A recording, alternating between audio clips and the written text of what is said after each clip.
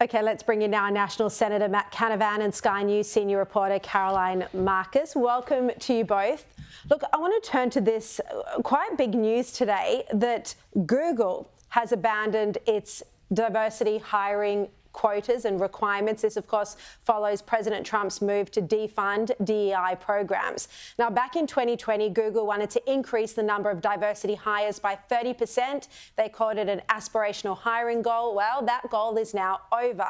In an email to all staff, the Google chief executive said that they're now committed to hiring the best people wherever we operate, create an environment where everyone can thrive and be treated fairly. Matt Canavan, I mean, this shouldn't be revolutionary, but it is, isn't it?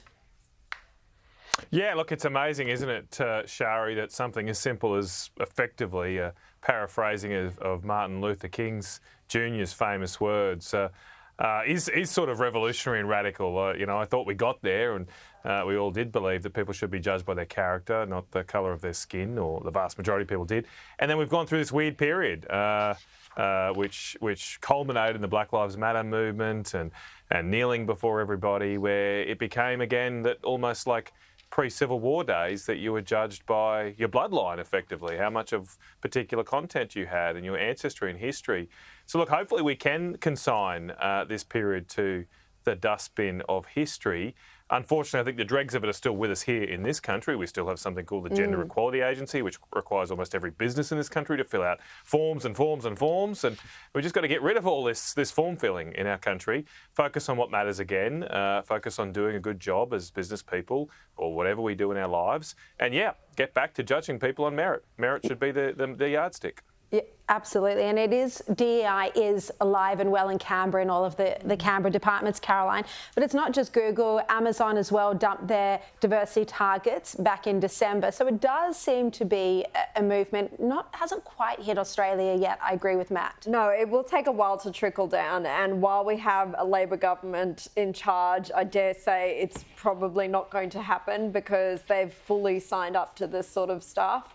But I do see this as the beginning of the end of woke. And the fact is that if the tech giants who were so against Trump for so long during his first presidency, during the Biden administration, you know, censoring stories about Biden's son's laptop, and they were fully on board with that kind of stuff. If even they have come to the party in support of Trump, you know, big things are changing. But we've seen this crazy diversity, inclusion stuff take over almost every sector of life, from even our public broadcaster. We heard in court today during Antoinette Lattouf's case that she was hired as part of the ABC's diversity policy because she was identified as a future presenter due to her Lebanese Christian heritage. And look at the headaches that hire has caused the ABC to hire a pro-Palestinian activist just because she would be a good diversity hire. Absolutely. And it's problematic in some fields. I mean, we saw with the Los Angeles fires recently, the diversity picks. I mean, you know, there are some occupations, and look, maybe you're a very strong woman, and there are very strong women out there, no question, I'm not one of them. But, you know, there are some jobs that, you know, some people would just be better suited to it, and you can't force others into those occupations. When I worked for the Sunday newspaper, Sharri, quickly, the editor, Mick Carroll, asked me to try out for a firefighter job, and I failed in every physical category. So even that firefighter you talked about, that firefighting chief, talking about the fact that if someone challenged her on not being able to carry them out of a house, she would say, well, you are in the wrong place. I mean, that's the level of excellence that we're striving towards. Shocking. All right, well, the Minerals Council and the energy industry are both stepping up a campaign over Chris Bowen's 82% renewable target by 2030. Now, Matt, the Minerals Council has described it as this target as a pet project for Chris Bowen. He's not going to meet it anyway. It is unrealistic, isn't it? It is, and look, if it was just simply a number and a dream and a vision, and perhaps wouldn't do so much damage. But what this actually does is drive the investments that you're all asked to pay for in our energy system. When the energy planners sit down to work out how much they're going to spend on transmission lines and where they're going to build them, what farms they're going to go through, they target this 82% figure. It's like a mythical figure. We're not actually going to get that much wind and solar in the next few years to hit it, but they're going to build these power lines effectively to nowhere in the misguided view that we might hit it. Now, these power lines cost billions upon billions of dollars. And when we build them, you will have to pay a higher, can you believe it, even higher electricity bill than you currently do just to meet this mythical target. And as I say, these transmission lines will almost be certainly going nowhere, not actually carrying any power. It's absolutely absurd. The government needs to just change this. They need to sack Chris Bowen and start again if they want any hope to convince Australians that they have a serious plan about energy. I used to think he was the most unpopular of all the Albanese government ministers, but now it would be hard to pick between him and Penny Wong and Albanese and Tony Burke. I mean, yeah, there's too many in there. But seriously, Caroline, you know, ministers have not been able to answer genuine questions that are in the public interest around the cost of this target.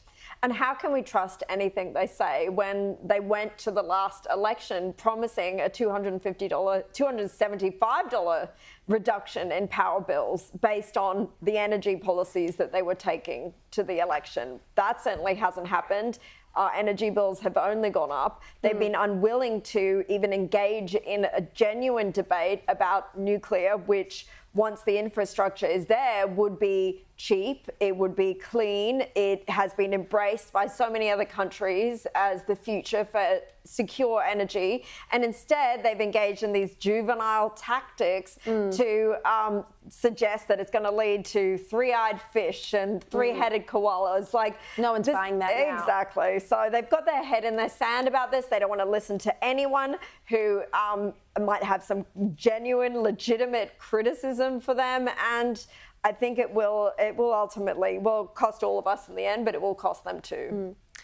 As we were sitting here last night, Tony Burke introduced new legislation on mandatory minimum sentences for terror offences and also hate speech and anti-Semitic offences. Matt Canavan, this was originally Peter Dutton's idea and James Patterson's idea. The government spent 2 weeks opposing it, and then they suddenly introduced legislation. The coalition has supported it, and it got through today.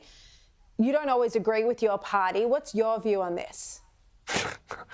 Sometimes I don't. That's true, Sharri. And look, it was a bit of a disappointing day again in the Senate that we rushed such important legislation through. It got about an hour, just over an hour of debate, and you know, I support the mandatory minimum sentences, but it's a pretty serious issue, and we maybe should have a debate more broadly about what other parts of the criminal code should have mandatory minimum sentencing. But yeah, it was guillotine through, gag through, rush through. I did disagree with my party about that, but look, ultimately support these strengthened laws, and look, hopefully they work in effect. I did also have an issue. I tried to move an amendment to say, look, anything inciting to violence should only be a crime where it incites physical harm or force or violence. I am concerned in the future that courts may reinterpret this to mean hurt feelings, effectively, psychological harm, because a lot of people out there do argue that speech is violence, and I wouldn't want our laws going down that path. No, absolutely no one would. But I think if it's clear cut as a death threat, well, if there's a death threat, then, you know, no one should. That's not free speech. That's hate speech. It's pretty simple.